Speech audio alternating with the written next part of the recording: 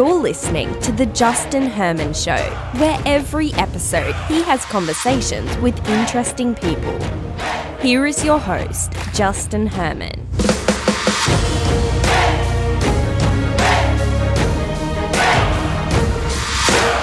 Well, hey, everybody. Thanks for checking out another episode. Really excited for this one. We have Dharius Daniels, Dr. Dharius Daniels, on the show today. Had a great conversation with him about his brand new book, Relational Intelligence, which, by the way, is something I massively fail at times. It's well documented, and we get into it. So we talk about it in our conversation, which I'm pumped by.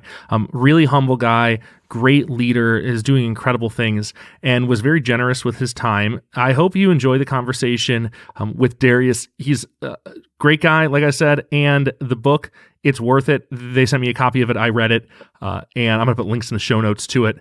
Check it out. Enjoy this conversation with Dr. Dharius Daniels.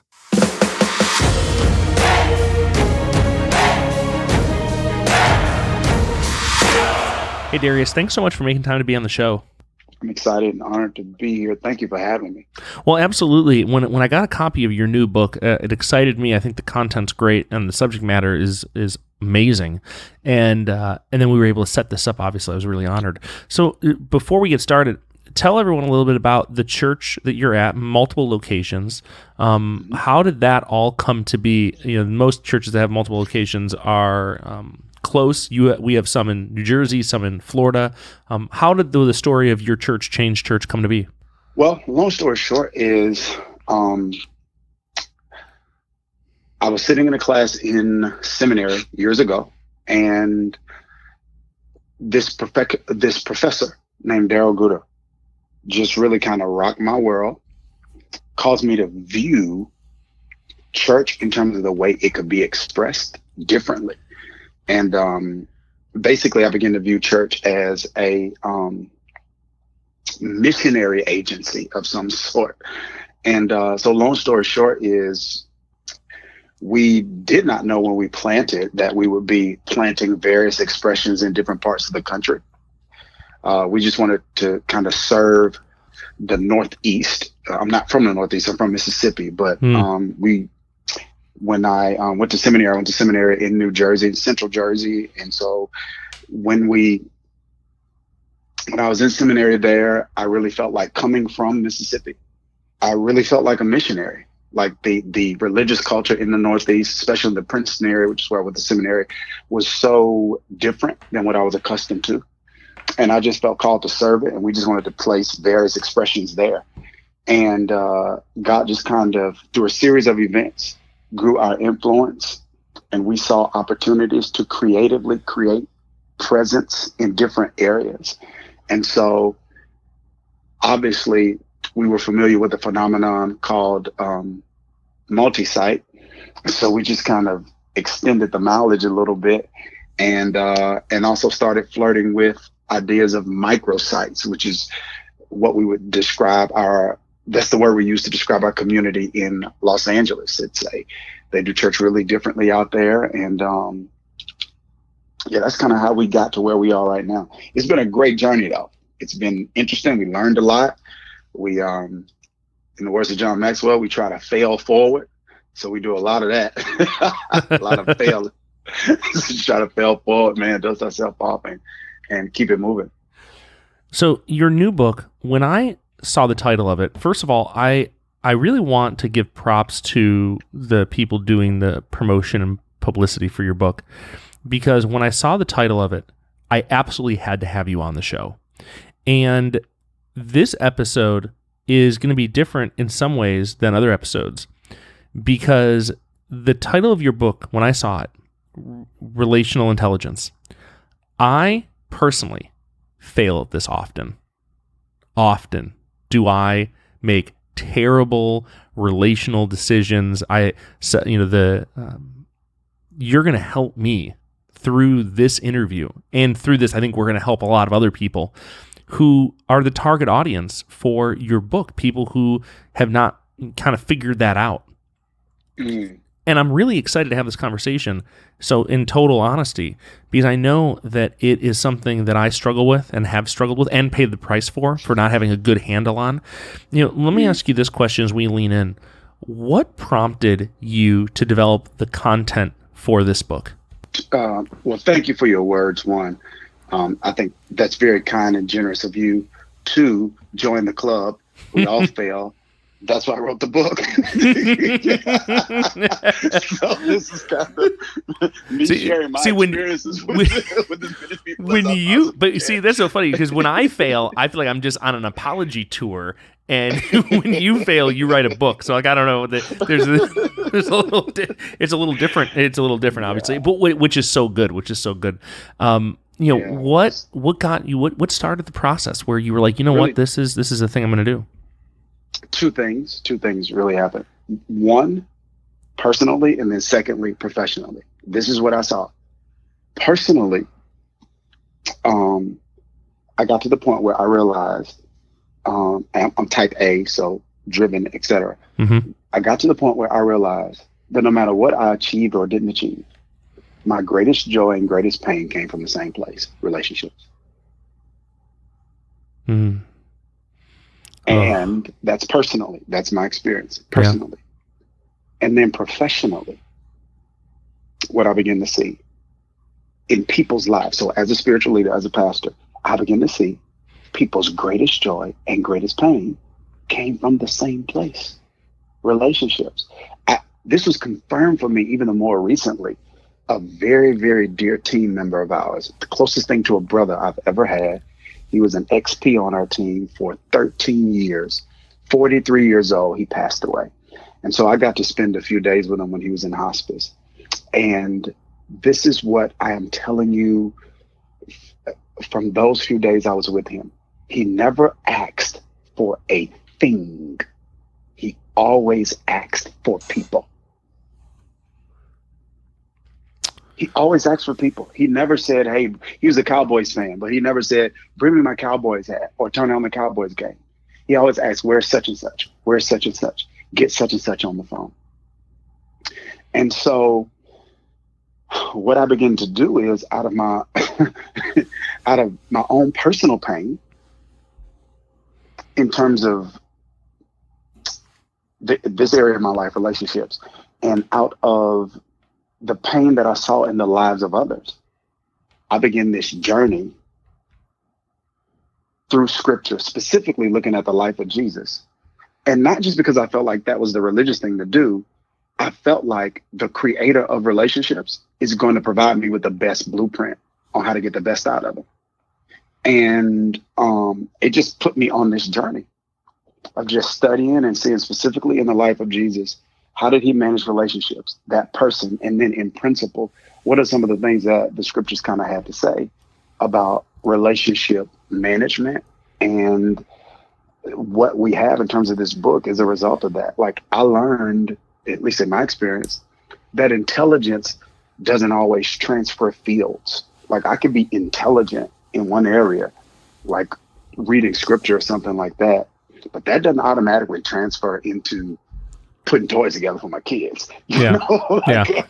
And so the same thing applies in relationships. Like it's possible, man, to build a company and to build church and to build whatever, and not have that degree of expertise when it comes to relationship management. And I was just like, if greatest joy and greatest pain comes from relationships, something like that is so consequential to my life.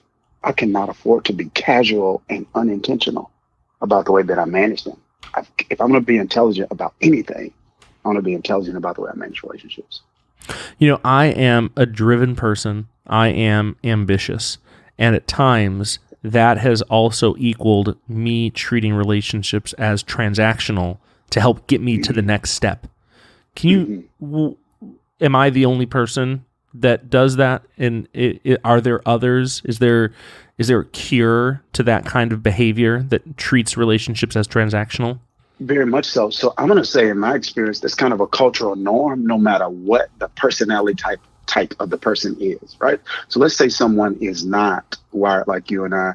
They're not type A. They aren't driven. They wouldn't be high D's on the disc or whatever, but they're kind of laid back, highly relational, incredibly just kind of extroverted, carpe diem, let's just seize the day. Those same types of people can be just as transactional in the relationships. It's just the nature of the transaction is different.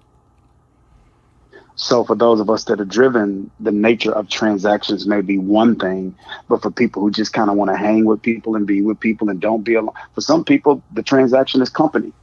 I don't have to be alone. I hate being alone. If someone's wired that way, then the transaction is company. And I think in either case, whether it's a person's driven or whether it's a person's just simply highly relational and not as driven, in either case, they are robbing themselves and others out of all that relationships can bring into their life simply by treating them. I am at a conference right now, so this is a lot of transparency.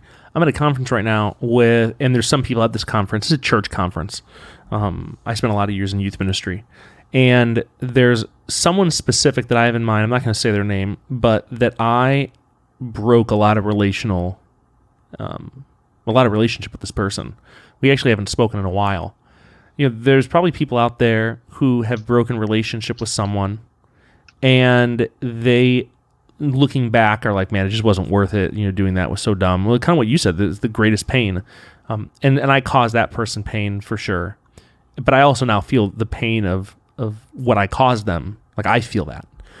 What would you say to someone who wants to start repairing relationship that had been broken? Not family relationship, not like mom, dad stuff, brother, sister stuff, family, but like the professional relationships. Or do you see those as different? Are there different ways of handling the professional relationships that maybe are broken versus the personal relationships that are broken? I think there are some steps in the process that are going to be different, but I think some of the initial steps are very similar, no matter what the nature of the relationship is. And so the first one might be something that people wouldn't, I don't know if people, I'm not even going to go so far as to say people would agree with, but I think in my experience and in the people that I've walked with through some of these situations, it's the case. And that's this. The first step has to be forgiving yourself, especially for people of faith. I found that they really embrace grace when it comes to other people's failures. And sometimes they have a difficulty. Sometimes they have difficulty accepting the fact that that same grace needs to be applied to them. And the reason that's important is because when you're trying to reconcile a relationship and you have not got to the point that you've forgiven yourself, you're going to project some of the things that you think that person is feeling on that particular person, and it does not give them an opportunity to unload the things that they need to unload, so that whatever the relationship is going to look like going forward in the future, so that steps can be taken to get the relationship to whatever it's going to look like in the future. So I think the first thing is you got to forgive you. My philosophy is this: your past can either be a prison or a school. A prison that imprisons you or a school that you learn from. Oh my gosh. You choose. That is so good. You choose. And so once you've learned the lesson, you've learned the lesson, your intention is to be a better person, a better version of yourself. And the goal is to simply present that better version of yourself to that particular person. And then this is not over spiritualizing it, but also trusting the God factor involved, that if reconciliation is necessary for your destiny and necessary for your future, then in some way that person will be able to see those changes and be willing to address what's in their own heart, so that you all can take the steps to move forward in a relationship and create whatever that new normal is going to be or not be. Whenever I talk about relation, and I feel like I'm in a healthier spot than I was when I was, in my younger years of leadership. But there were definitely, even now, if I got up on stage and talked about relationships, there's some people, again, in the room who'd just be like, this guy's talking about relationship. Do you know what he did? Are there past items like that for you where you have made mistakes and, if only you had this book when you were in your 20s or whatever, it would have saved pain. Any that you want to share, anything that you feel comfortable sharing? Oh, definitely. One of the things I didn't write in the book, I've spoken about it before, and I didn't write it in the book for a few reasons. One, I wanted my son to get a little older before I kind of put this into print. But for me, I would say one of those areas would be my relationship with my youngest son, and how for a number of different reasons, I'm going to say the primary one was just kind of naivety. That's part of it, naivety and a little drivenness. There was a significant part of his life for about a 2-year period where I was traveling, just extensively involved in so many different things that I was just really kind of disengaged when it came to him. And so he even as a young boy, had to develop out of necessity a rhythm of life that involved limited engagement with his dad. And for me, because that's something that I have talked about and shared very transparently in other contexts, like where if I wasn't necessarily talking about relationships, maybe I was talking about something like emotional health or things of that nature and how it drives us, et cetera. So being that I know, even in the context of my local church, that people know that and knew that story. Yeah, of course, I've thought about when I've talked about relationships, is someone sitting in the congregation saying, yo, you didn't even, I mean, you had this period where you weren't even there for your son. So all of those things obviously were in the back of, from time to time have been in the back of my head. But my philosophy is this. I cannot change who I've been. I can change who I'm becoming. And I can't have that change predicated on whether or not you believe me. I've got to believe me, whether you believe me or not. It sounds like what you're saying is there's freedom there for those who maybe their minds will never be changed about you. Maybe the relational damage was done in such a way that it just doesn't matter what they're going to say. That you know that you've come to the place of, I am a different leader, I am a different father, I am a different person than I was before. And even if other people don't see it, like that's okay, because I know it's real. I would do it differently if I could again. I authentically believe that. It gives freedom for not needing someone else to validate the change of who you are. Yeah, and I think that just comes from that's no huge virtue on my part. I just think it has come from and comes from experience, meaning that there are times for whatever reason, not that people like can't see, or sometimes they just don't want to see. Some people, for whatever reason, refuse to allow you, at least in their minds, they refuse to allow you to evolve into a person that's different than the person they remember. Mm. Like in their mind, I was always that guy. And I just kind of learned that from experience. And I think it used to affect the way I saw me. But then I saw that my own growth was tied to someone else's perception of me. And I just learned experientially that wasn't healthy for me, and it wasn't healthy and helpful for me either. And so I had to get to the point where, as much as I wanted that kind of validation, I had to be okay moving forward if I didn't get it. What's the response been to the book from people that know you best? Like, are there some who get it and they're like, "Oh man, what great leadership, what great development." Have there been anyone who's seen it and been like, "Oh, that's not the person I remember." If only what's been the feedback? Well, so far, because only a small circle of people have got it, because at this point, while we're doing this podcast, it isn't released to the public yet. Yeah, that's true. That's true. So such a small circle of people have gotten it that the feedback has been rather limited.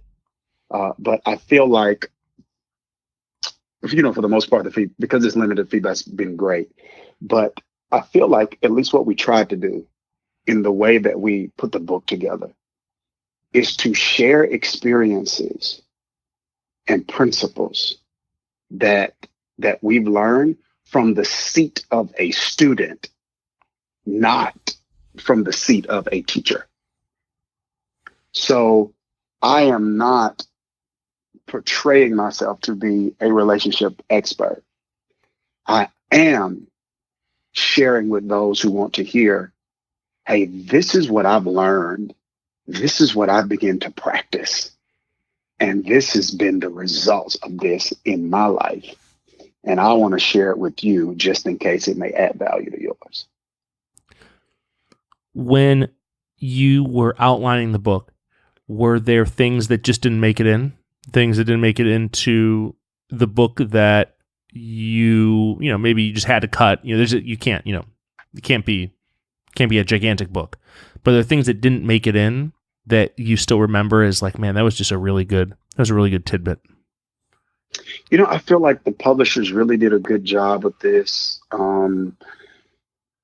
in terms of us being able to construct the book in a way that the things that I feel like were really important are things that I say got in the book.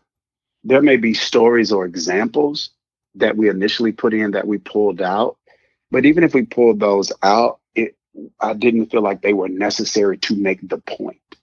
There may have been certain things that we pulled out because I wanted to protect others, in the sense that if there are some stories, even if I use different names, that people may read and may see themselves in that story. And I wanted to be a good steward, if I could, of their heart and their feelings. But for the most part, I feel really, really good about what we put in the book. I feel like the essence of what I wanted to get in the book got in the book. And the examples that we use to kind of bring home the points are real life examples that hopefully people who are living real life can relate to. Yeah. Did you have a chapter that was just your favorite? I know, no one wants to pick their favorite chapter, but is there one that you'd say, man, I really love that one. I really think people are going to get something out of that one uniquely because it's maybe more personal or more practical or. Yeah, I do. And so the chapter that I kind of love the most, I don't know if that chapter is going to be the most, the chapter that others love the most, right? Yeah. So I'm gonna go out on a limb and say that the chapter that people are gonna love the most is the chapter that kind of outlines what the scriptures say we should look for in someone that falls in the friend category. So we use that word loosely and generously, but the scriptures have a whole lot to say about it. Like one example is in Proverbs, the scriptures say, one who has unreliable friends soon comes to ruin. So then one trait of a person that would fit in that friend category would be reliability. Like they need to be reliable. So I think people would probably be able to resonate with that more. At the end of the book, there's a chapter 13. Like I think in chapter 1 or 2 or so, we talk about basically what kind of friends do you have. In chapter 13, which is the one that hit home with me, the question is, what kind of friend are you? Yeah. so that was the one that required me to do like a lot of soul searching. It was, and for me, I'm cool with it because I don't mind wow moments and I don't mind ow moments. So this was like an ow moment for me writing this. I was like, woo, this is a doozy here. I got to be better. Oh man. But it's my favorite by far. Are you someone, like, what's your when it comes to friends, like, what is your, like, philosophy on friends? Do you have a ton of friends?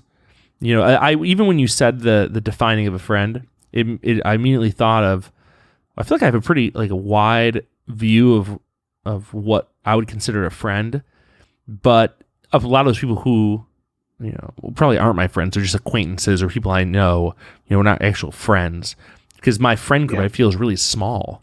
Like, what do you say about that? Yeah. So I say for some people, right, they're going to argue over semantics. But for me, the principle is that for everyone, we probably use that word friends to describe people who aren't exactly that. So for me, my philosophy on friendship, to answer your question, is really a delineation between friends and associates. So that friendship circle is small. And I use Jesus's inner circle as an example. So let's say with all of the disciples, 12 of them were his apprentices, etc. And 3 of them, Peter, James, and John, were part of the inner circle. So when he went to the Mount of Transfiguration, he's at his best. They were there. He trusted them on the mountaintop, a high place. When he goes to the Garden of Gethsemane, he's the most human. He shows his vulnerability, his anxiety about the cross. He takes those people with him because he trusted them to handle him at his highest place, and he trusted them to handle him at his lowest place. And when you think about the personalities of some of the other 12, you're like, you probably, think along the lines of, yeah, I wouldn't have brought Doubting Thomas into that garden, Yeah. He probably wouldn't have kept that confidential. And so I really feel like, we work through this in the book in terms of really kind of describing the difference between a friend and an associate. And I can have mutual interest with an associate. I can spend significant time with an associate. Most people don't get this. It's possible to spend more time with an associate than you do with a friend, because sometimes your associates are just a result of intersecting schedules. Let's say you work together. Well, if you work together, you're going to be with that person more than your friend. But that doesn't mean you trust your heart with that person the way you would with a friend. So you're authentic. Most of us are authentic with everyone, but we're probably only transparent with friends. I completely agree with you. And I think of my closest friend. I mean, just the other day, I called one of my friends, like someone who, that I'm really transparent with, and told him something I'm struggling with, a personal struggle, and just laid it out for him. Didn't sugarcoat it. Didn't try and, keep any kind of, impressive rapport with them.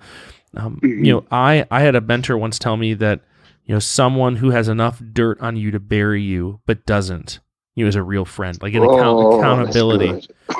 That's good. And that's what I seek for in a very small group of people. And that's what I have in this, one really good friend of mine, and we both lost a parent, when we were, young in our 30s. I lost my mom. He lost his dad. Are there, what can build a friendship deeper? Is it life experiences, shared life experiences? Is it, just, you work at the same job? Like, this generation is a very lonely generation. Research is telling us that. Research that I trust, I think, is pretty legitimate. I'll include some links in the show notes for people who might want to read more about it.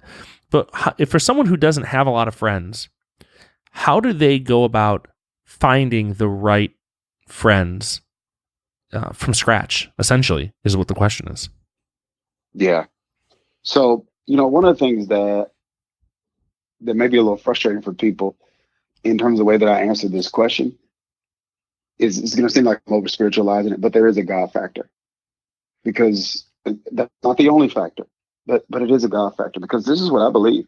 I believe friends are more than friends. Friends are purpose partners. When a person really looks at true friends in their life, if they're a person of faith, what they're going to see is a gift of God that walked into their life on two legs. When I look at some of the seasons I've walked through and the value that some of my friends have added to my life in those seasons, I can say without a shadow of a doubt, God, just by his providence, arranged for me and that person to be in the same space at the same time. So that's part of it. So that's one. The second part, though, I think is really important. And I mentioned this in the book, and I use Adam and Eve's relationship, even though that's not a platonic relationship. I use that relationship kind of as an example, though, of something that we have to do on our part. God brought Eve to Adam. God sent her, but Adam had to see the value in her. Adam was the one that said, "This is bone of my bone and flesh of my flesh." So I feel like on our part, it is having a willingness to recognize when someone possesses something that we want to be a part of our life or that we need to be a part of our life. And I believe once that's seen and you begin to make an investment of time with that person, two things are going to happen. You're going to automatically grow closer, or you're going to automatically grow further apart. And the reason that I say this, spending time together doesn't always mean people get closer. Sometimes spending more time with people makes you want to spend less time with them. Like, I thought I wanted to hang out with you, but now that I've been hanging out with you, I don't want to hang out with you. So I really think I think that's part of it, man. Sometimes we don't even know it, but there's something about the other person that it resonates with us. We connect in a different kind of way. And then we make that investment in time. And then we look up one day. So instead of calling it a friendship on the front end and trying to make it that on the back end, you end up doing life together with that person. And then one day your eyes are open and you see what they've already become. And you label it for what it is, not for what you want it to be. How do you recommend dealing with tension in a friendship? So every friendship, people get into arguments. It's normal. It's healthy. It's okay. How do you talk through conflict in a friendship? Well, one of the things that I say, I talk about in the book that is really important. I said, friends are, one of the things that friends give you is unbridled honesty. So they are truth teller. But what I'm presupposing in that is if they're a friend, they're also a truth hearer. And I really feel like if they're a truth teller, they're going to have honest conversations about the thing that's creating tension. And if they're a truth hearer, they're going to hear your heart regarding the things that are causing and creating tension also. Obviously, timing is important, and you got to have courage. Those conversations still require courage, even when you're dealing with a friend. But my philosophy is this: truth does not destroy friendships. Truth exposes the strength of friendships. If our friendship can't handle a truth, meaning something's going on that's affecting me negatively, if me sharing that destroys our friendship, we didn't really have a friendship at all. Or the friendship wasn't what I thought it was. Do you think there's a lot of people who live in that? They overthink what their friendship is when in reality it's just more of an acquaintance, more of someone they just kind of know? Mm-hmm. Without a doubt. Yeah, I mean, you just can't be, this is what, so Proverbs says, there's a friend that sticks closer than a brother. Meaning that good friends feel like family. They feel like family. And so with that being the case, that relationship should be strong enough to handle family-like tension and to address it and to deal with it, to say, hey, I'm offended and we might not speak for 3 days, but I'm not leaving. We're family. So So I think sometimes it takes that for people to see that, this is not what I thought it was. So when you hear someone say, "Oh, Darius, you just can't believe this person. You just can't believe what they said. You can't believe this thing that they did. Like, oh my, they hurt me in this way that's just so it's so difficult for people to understand how hurt I am." Have you ever sat with that person and said, "Well, hey, the truth is maybe you guys weren't as close as you thought you were. Maybe you actually aren't friends, you're just acquaintances," and they be shocked, like their response is a shocked response from that. Like, what are you talking about? Like, we're really close friends. And be like, well, it sounds like what you're describing is not a close friendship at all. It just sounds like you guys kind of know each other and you've built up this friendship in your mind. Your laughter, I feel, gives it away. But I know that I've lived that. I've been that guy. I've been that guy who's like, oh, I just can't believe this happened. And my wife is the one who says, honestly, I don't think you're as close to that person as you think you are. I think you think you have some deep friendship, but you really don't. And that's why they reacted that way, because they're not actually your friend. They're just, it's just whatever to them. And I'm like, what are you talking about? We're really close. We're good buddies. We're close friends. And it's the lack of awareness on my end that she has confronted me on. How do you go about that? Like, what is that reality like to you for people you've had that experience with? I think we all have. So not just with people, I think we all have that experience personally. And I think one of the things, I wrote this in the book, and this is something I saw from my personal experience both ways, right? There are times in layers and levels of relationships where one person is to another person what the other person is not to them. So like, it's possible to be in a relationship and you treat someone, you be a friend to someone, but that someone be an associate to you.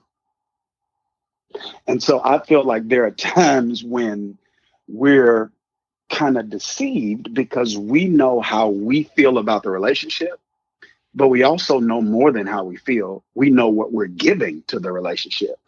It's like, yo, this is my guy, this is my friend. So if he gets in trouble, he called me, I'm there. A flat tire, I'm there. And then, and listen, and that person not stop you from behaving that way. They take advantage of that. I'm not saying to exploit you, but they benefit from it. The revelation comes when your tire's flat. And it's like, I would really come for you, but you wouldn't come for me. So, I don't always feel like that is, sometimes my point is sometimes I feel like it takes time. I talk about this in the book. It takes fruit, right? It's not always some huge spiritual discernment. Sometimes it takes fruit to see, okay, this is what this is to them. And I have a choice. I have a choice to continually expect them to be something that they have not demonstrated they want to be, which is going to frustrate me, or to make a decision if I want this level of relationship with them or no level of relationship with them at all. But I think all of us experience it, and that's a very sobering and sometimes painful reality, right? Seriously, it is. You're hitting the nail on the head, which I haven't used that cliche saying in a very long time, but it applies to this. I would be willing to do something like the flat tire situation, but then if you get one, it feels like you're scrolling through your phone of like, all right, who would be willing to get out of bed for me? Like, who'd be willing to come help? And it's like, oh my gosh, like I actually don't think there's as many people as I thought. And that, or you think, man, this person will do it, and you call them and they're like, oh, I actually got to get up for work in the morning. I'm really sorry. And it's like, dude, you're killing me right now. I would totally do this for you. But it's that awareness piece. It's like if people have talked about emotional intelligence. Is your title relational intelligence? Like, was that purposeful as far as that being in the same ballpark? It was. I mean, I wanted to call it something else. I wanted to call it put people in their place, but I like that one. The publisher didn't love that one. Yeah. So yeah, but it's this whole idea of relational intelligence. So it's kind of, in that same family. It's really closely connected to, and it is impacted by our EQ, but EQ and RQ are not the same thing. How would you differentiate them? How would you explain the difference to someone who maybe is unaware? Yeah. So I would say that in order for someone to behave in a way that's relationally intelligent, they have to have emotional intelligence, like the self-awareness and all of the quadrants that are involved with that. But it is possible to be like self-aware. I mean, excuse me, you can be self-aware. That's important for you to live an emotionally whole life, right? But just because a person is self-aware doesn't mean they have other awareness, which is what's required for relational intelligence. It is making non-judgmental assessments about the patterns and the practices of other people, and then having the courage to align them in your life relationally according to those practices and patterns that you see. So it's one thing to know, to be aware of how I'm doing emotionally. It's another thing to be able to make non-judgmental assessments about the patterns and practices of other people, and then be able to make a decision about how I am going to relate to them accordingly, and be okay saying that this decision is not selfishness, it's not judging, it is stewardship over my own soul, which I am responsible for. No one's going to do that for me but me. Gosh, I love that. And it's so simple to a degree, but it's also so difficult for those who are not like at all wired to think that way. I feel like for some people, friendships are so natural, and for other people, it's like the most difficult thing in the world. Mm-hmm. Yeah, I agree. Like it feels like you're, and again, I have a son with autism, and so for him, I know that life's going to be, a difficult chess match for him when it comes to some of this stuff. And for me, sometimes I wish I had the excuse of saying like I had autism or I had something, but it's just like I just don't at times, not every time, but at times, I just don't see it. Like I feel like people see relationship stuff so clearly and friendship stuff so clearly, and I do not at times. And it makes me feel dumb, to be honest with you. And I say that honestly because I think there's a lot of people out there listening who at times they feel that way. Like they look at a situation, they kind of just feel dumb that they didn't see it or figure it out. And then that pain that you talk about comes up and it hurts. Yeah, but I think, well, all of us feel that way. I know I do. But I think one of the things that I think is really important for us to think through is, at least in my experience, personally and professionally, we haven't really been taught to manage this area with intentionality. It's almost like just keep bad people out of your life. That's kind of like the extent of the instruction, like keep bad people out. And there isn't permission given and guidance given on how to intentionally manage such a consequential area of our life. So for most of us, we're just using intuition and emotion. And that's not incorrect. But from God's perspective, he'd say, that's incomplete because I gave you a brain too. So I want you to factor that into the equation. Use the brain, use your intuition, and use your emotions, and make prayerful and prudent decisions when it comes to this area of our life. So I think most people, more people struggle than they're aware of. Because see, the book isn't just written for people who have terrible relationships and they want to make them okay. This book is written for people who might have good relationships, who want to make them great. So I think when we manage this area intentionally, and Jesus did, gosh, he did. I mean, when you look at just the way he managed stuff, I'm like, man, he didn't take Thomas to the Garden of Gethsemane. That was so wise. You know what I mean? And it's like, man, okay, Judas betrayed him, and there wasn't reconciliation in the sense that we would think of reconciliation. And then, but Peter denied him, but he didn't manage them the same. It's like he was able to see Judas had a bad heart. That relationship, I got to put a boundary there. So that relationship is not going to be reconciled. But Peter had a bad day. So I forgive and encourage, and I reconcile that relationship because I see great potential in it. I mean, it's just all throughout Jesus's relationships. There's just so much intentionality there. I feel like we can learn so much from him, and we're taught a lot about Jesus and a lot about what we can and should learn from him. But rarely, at least in my experience, are we taught how to manage relationships the way that he did. I love that bad heart, bad day imagery. I've never thought about it like that. But man, that's good. I think there's a lot of people who needed to hear that. Yeah. Because I've had really crappy days. We all have, right? We all do. And those days can be seasons, right? Not just like, okay, it's a bad day, but bad season. And I think the empathy of Jesus to just probably empathize with Peter and just say, yes, he did it. I told him he would. I knew it was going to happen, but he's under pressure, stress.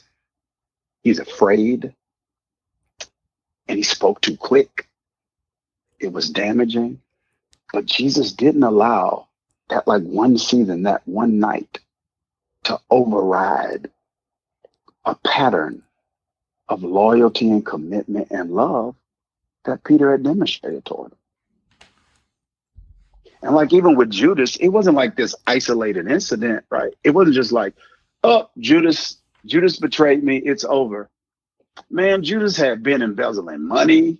Yep. he had negative stuff to say about people. So there were these patterns in Judas's behavior that Jesus picked up on. So it wasn't this, oh, you hurt me, it's over, we're done. But it goes back to the, that relational intelligence, like making non-judgmental assessments about the patterns and practices of people, and then aligning yourself emotionally accordingly. Like, this person is probably not emotionally safe for me. When you have a situation, and we're wrapping up here, when you have a situation where it is really far gone, but you should repair, that you should, you usually have that self-awareness moment that it hits you and you're just like, okay, I need to put on the humility pants and make some apologies, make amends, even if it's not reciprocal. What is the first step to repairing something that is devastationally broken?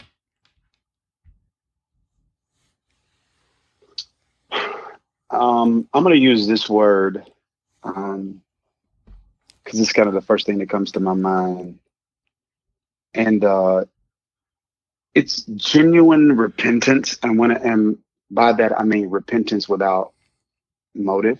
I think sometimes it's possible to be unintentionally manipulative in our repentance, meaning I'm repenting because I am genuinely sorry, but I'm also repenting with hopes that you will see how sorry I am and respond to this repentance the way I want you to respond.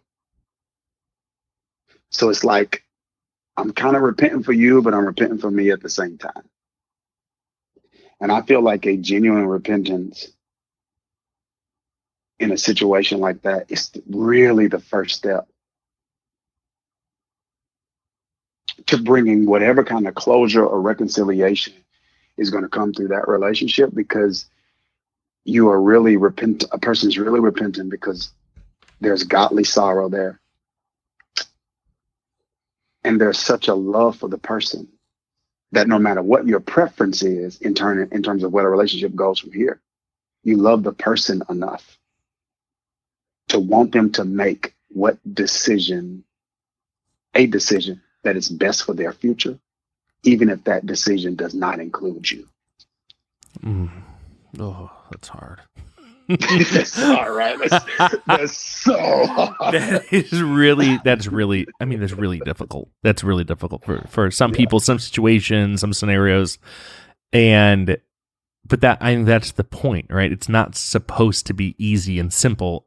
If it was, we probably wouldn't need a book about it, right? We'd all be doing it. Yeah. Like there's a reason that it's hard. This is hard work. Relationships are hard work. Yeah. Oh man. Oh man. Oh man. Yeah. Apologizing, making amends to things, especially when you feel hurt, like you feel legitimately like this is totally legit. But when you dig layers deeper and it's actually not as legitimate as you thought, that's a hard spot. Big time. That's a hard spot. I'm getting obviously the opportunity to talk to you. Most people, they'll get your book or maybe hear you speak, or they'll, a lot of them will listen to this podcast or other podcasts I'm sure you're going to do. If you're full pig-headed, okay, so if the pig-headed person out there, which there are some, and they listen to this podcast, pig-headed people who think, you know what, it's really everyone else's problem, it's not my problem, I'm awesome, everyone else needs to wake up. For that person, they get your book, what's the first thing they should flip to get the punch in the gut that they need to take this seriously? I think chapter 13. And that is, what kind of friend are you? Because here it is. The questions that you're challenged to ask yourself aren't just necessarily questions about what kind of friend are you. It's really what kind of person are you? Right? Because you can't really be a good friend without being a good person. Seriously. Gosh, I agree. I agree. Yeah. Yeah. So that is, that without a doubt would be the first one that I would encourage people to go to. Dharius, you have been generous with your time. I am very thankful. This has been a great conversation, and I think a lot of people are going to benefit from this pick. When does the book come out? When is it released? January 28th. January 28th, 2020. So everyone mark your calendars. January 28th, 2020. Pick up this book. I am thankful to have an early copy of it. I keep getting hit in the face with this stuff, and I'm not to chapter 13 yet, but I think I'm going to go grab it tomorrow and read chapter 13, kind of skip ahead a little bit, because I'm telling you, this is something I really think that this book is going to be an instant cult classic as far as a go-to book for people who are trying to figure this out. Yeah, thank you so much. What we did is we filmed, we call it an e-course. It's not really a course, but we filmed a course, 4 sessions where we kind of walk through some of the 4 most important areas of the book, because it's divided up into sections like that. And to everyone that actually pre-orders the book, what we do is we send them that e-course so that they can get a head start on learning and implementing some of the practices in the book before the book actually comes out. So we're really, really, really excited about that feature. Wow. That is so wonderful. That is something that a lot of people are going to take advantage of, and they're going to really enjoy that. Dharius, thank you again for making time for the show. Can't wait for everyone else to be able to get their hands on your new book. January 28th. We'll put links in the show notes. They can go pre-order it now. And again, thanks for making the time. Thank you so much. It's been an honor. It's been great, and learned a lot talking to you.